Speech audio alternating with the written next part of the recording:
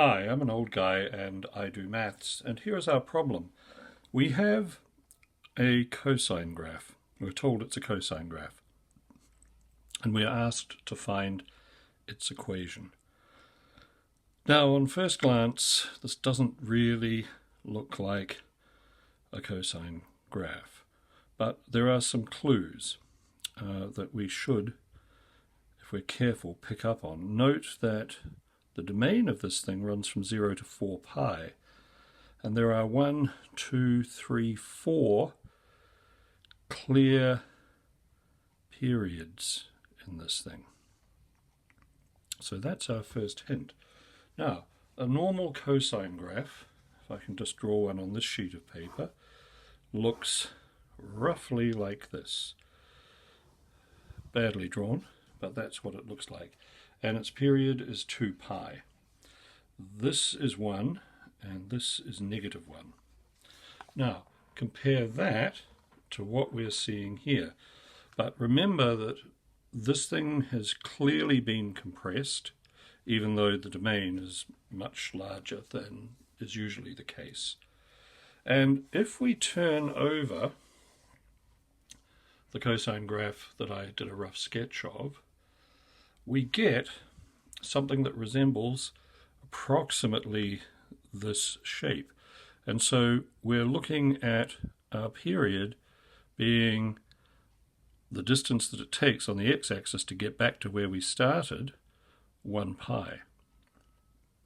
So we know that the period is equal to pi. That's something. We also know, or can see, that this thing has been turned upside down. And in order to do that, we simply need a negative here. But we just need to check the amplitude. Now, the amplitude on this is 1, so we can comfortably just put a negative there. Now, what is the period? Well, as we said, it's pi, but how do we get that? Well, the general formula for a period for a sine or a cosine graph is that it's equal to 2 pi on n, and n is the number that goes in here. Now, what we want is we want 2 pi on n to equal pi. So, how do we make this equal pi? Well, 2 pi is equal to n pi.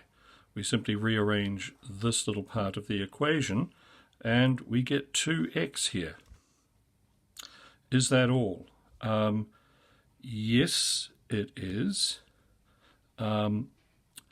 Just one more check. This has not been raised or lowered, so there's nothing out the back here, nor has it been moved left or right, because when it was flipped, it started off at 1, and at 0, the cosine will be 1, and so all we've got is this negative here and this 2 here, and that is how we find the equation of this graph. Thank you very much for watching.